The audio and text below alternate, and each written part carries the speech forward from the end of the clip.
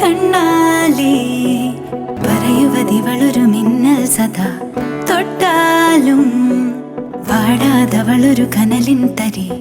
കണ്ണാലേ പറയുവതിവളൊരു മിന്നൽ സദാ തൊട്ടാലും വാടാതവളൊരു കനലിൻ തരി.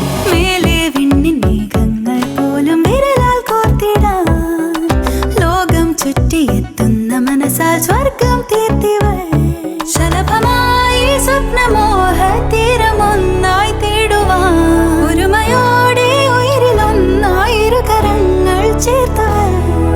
ഉൾത്തൊടും ഉശിരുമായി വന്നിവൾ. ആൺ പിറന്നോൾ, ആൺ പിറന്നോൾ, ആൺ പിറന്നോൾ, ആൺ പിറന്നോൾ, ആൺ പിറന്നോൾ, ആൺ പിറന്നോൾ.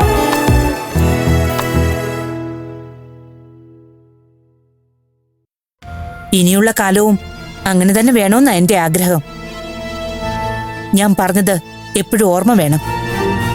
കള്ളത്തരം കാണിച്ചും പറഞ്ഞും ശീലമില്ലാത്തവര് അതിന് ശ്രമിക്കരുത്, തോറ്റുപോകും. വളരെ പെട്ടെന്ന് പിടിക്കപ്പെടുകയും ചെയ്യും.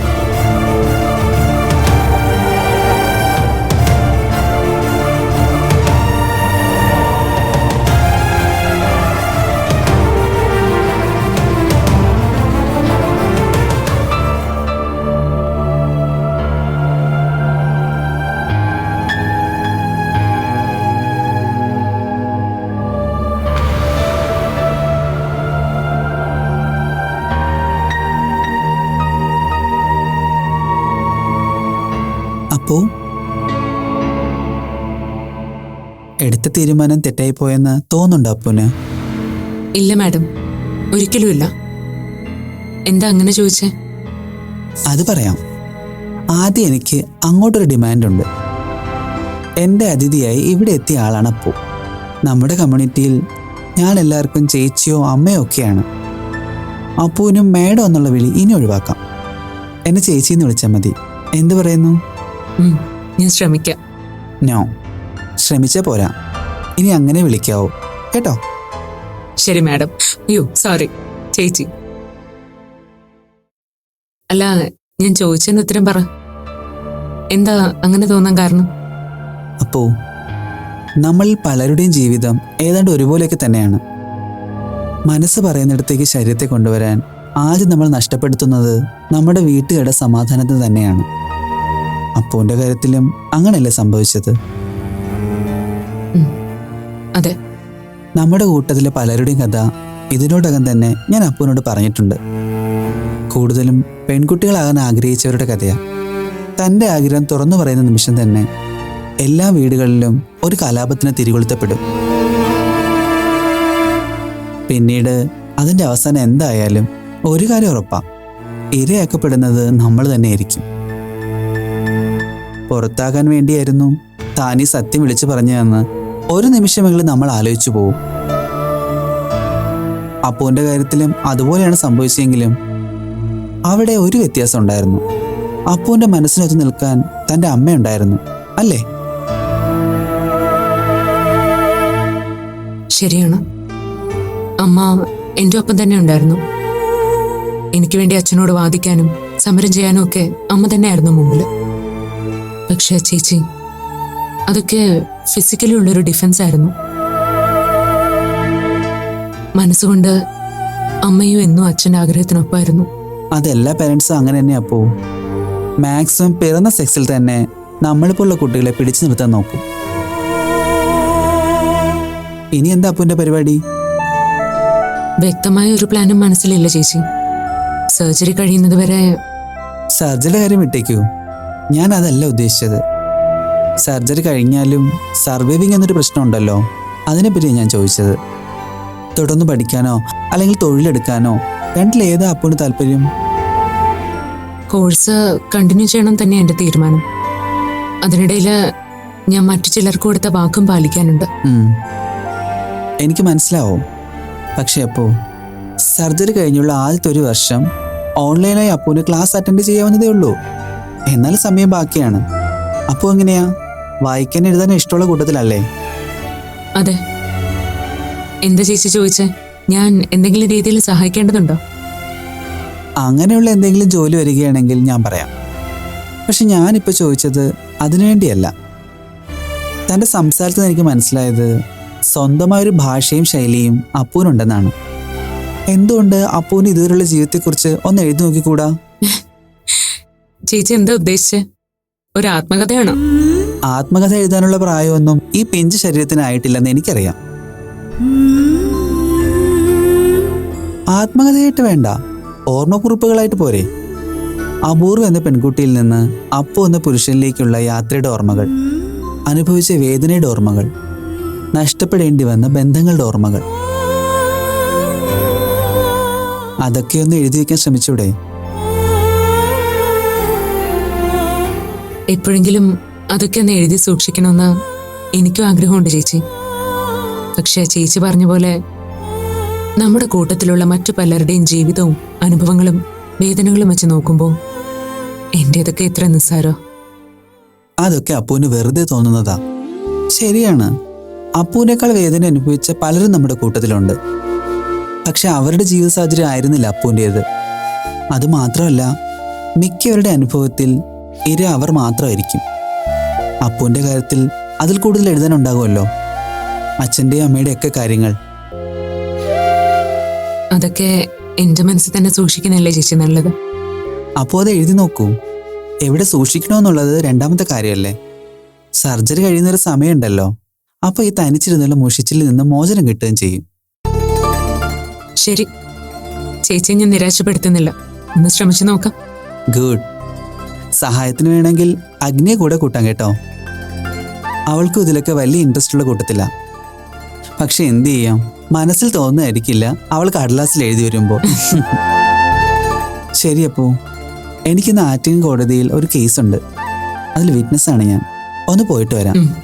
തനിച്ചിരിക്കാൻ പേടിയുണ്ടോ? ഇല്ല. ശരി.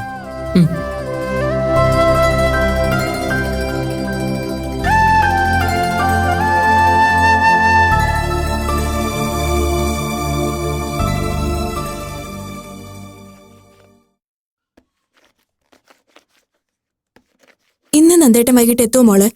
അറിയില്ല. നേരത്തെ വിളിച്ചപ്പോ ഉച്ച കഴിഞ്ഞ് വിളിക്കുമ്പോ പറയാന്നാ പറഞ്ഞേ. സാധാരണ പോയാ 2 ദിവസം കഴിഞ്ഞിട്ടല്ലേ വരാറുള്ളൂന്ന് പറഞ്ഞത്. അങ്ങനെയാ സാധാരണ നന്ദേട്ടന്റെ ടൈം ടേബിള്. ഇനിയിപ്പോ ചേച്ചി കൂടെ ഉള്ളതുകൊണ്ട് സിറ്റിയിൽ തങ്ങോന്ന് അറിയില്ല. അല്ല, എനിക്കിവിടെ തനിച്ച് നല്ല ശീലമാണല്ലോ.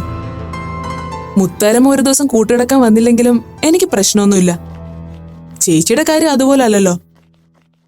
ഞാനുണ്ടെന്ന് കരുതി നന്ദേട്ടനെ വെറുതെ ബുദ്ധിമുട്ടിക്കണ്ട കേട്ടോ. നമ്മള് 2 പേരില്ലേ. എനിക്ക് തനിച്ച് കഴിയാൻ പേടിയൊന്നുമില്ല.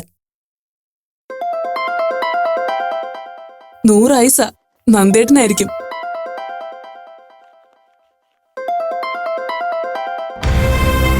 അപ്പു, ഇത് അപ്പു വിളിക്കുന്നത്.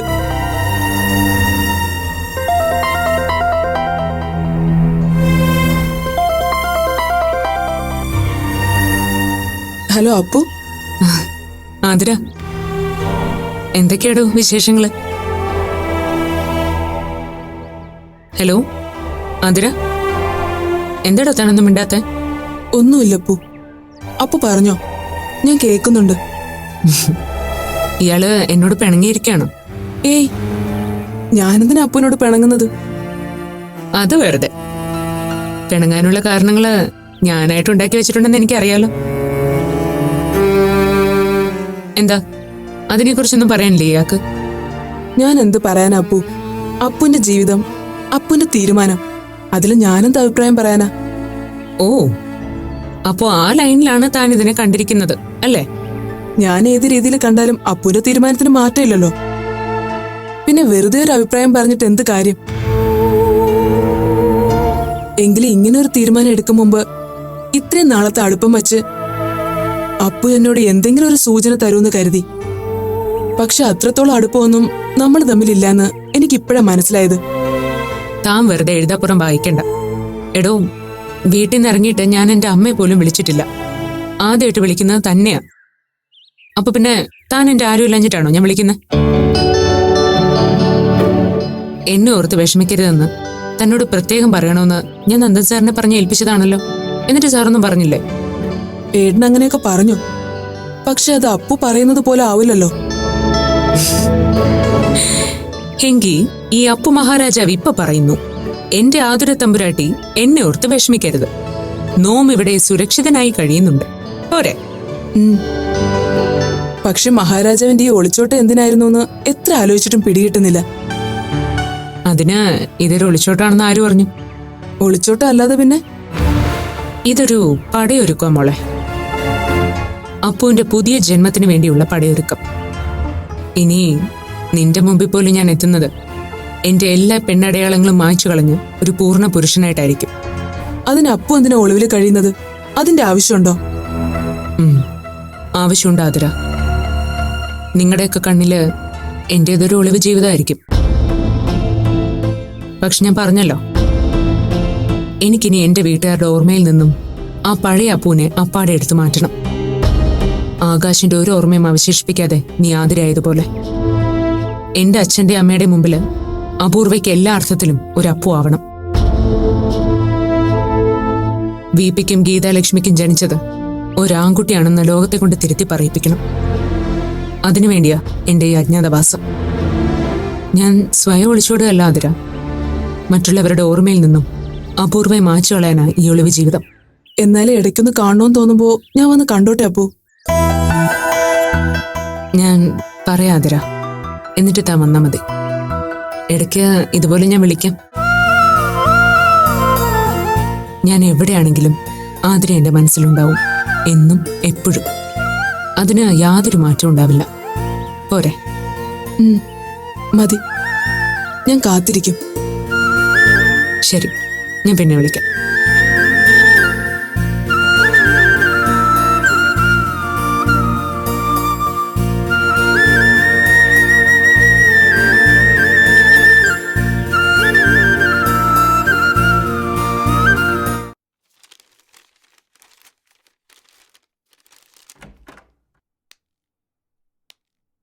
അങ്കിൾ,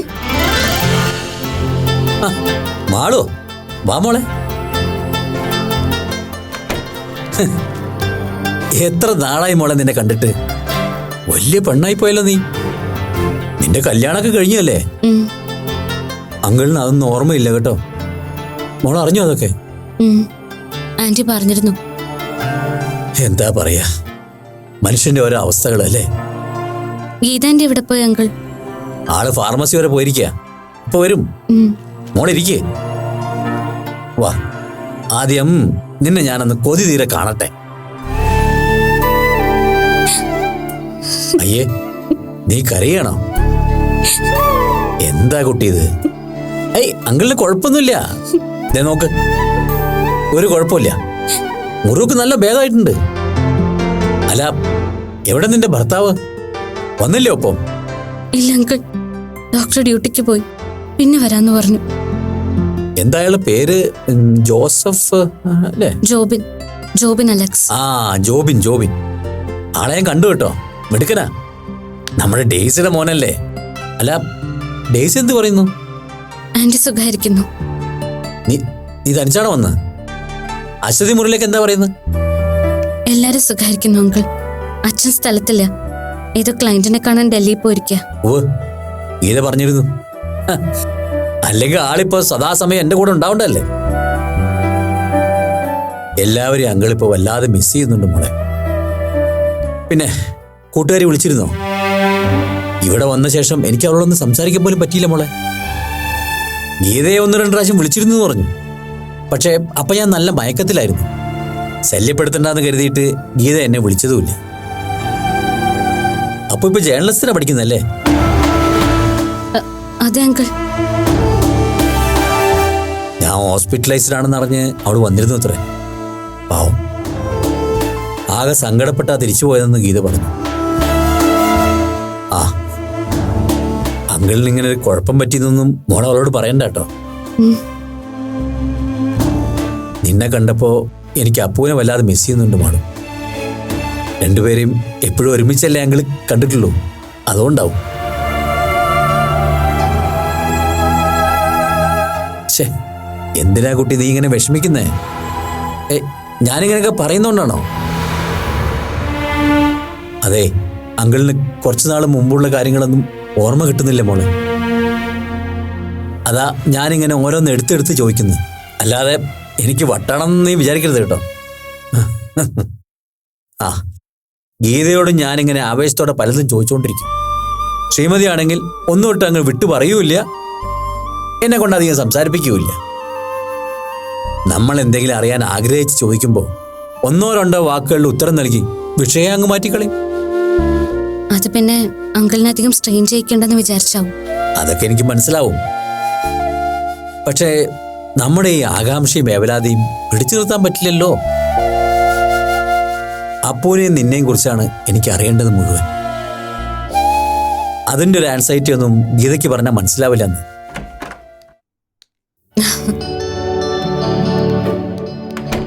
മോളിപ്പോ വന്നു? ഇപ്പൊ വന്നതേ ഉള്ളൂ ആന്റി.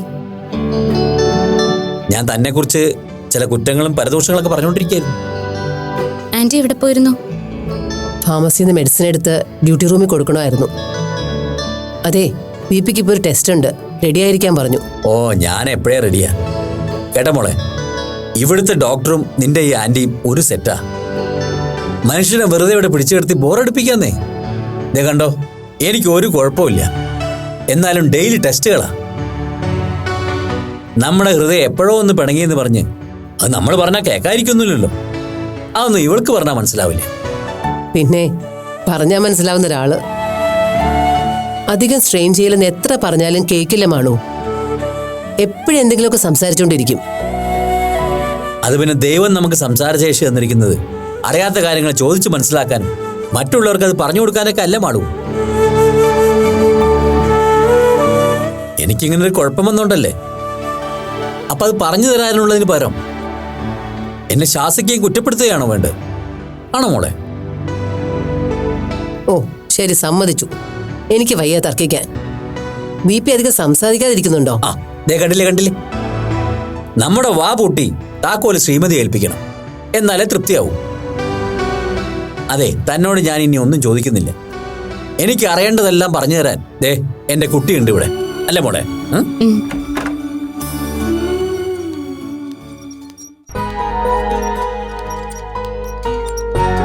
റെഡിയല്ലേ സർ? ഓ, ഞാൻ എപ്പോഴേ റെഡി.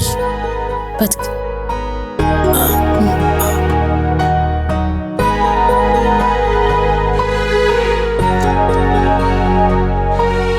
മാഡം ഇവിടെ ഉണ്ടാവില്ലേ? ഉവ്വ്, ഞാൻ വരാം. ബാക്കി വിശേഷങ്ങൾ വന്നിട്ട് പറയാട്ടോ. മോളിപ്പോ പോവില്ലല്ലോ? ഇല്ല അങ്കിൾ. ആ,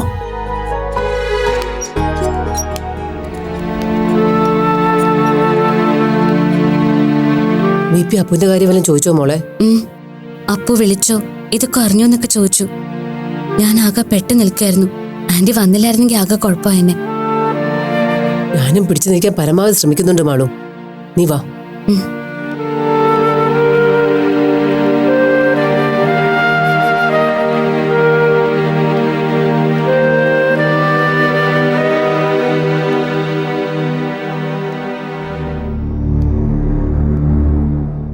അപ്പു എവിടെയാണെന്നൊന്നും നന്ദൻ സാറ് പറഞ്ഞില്ല.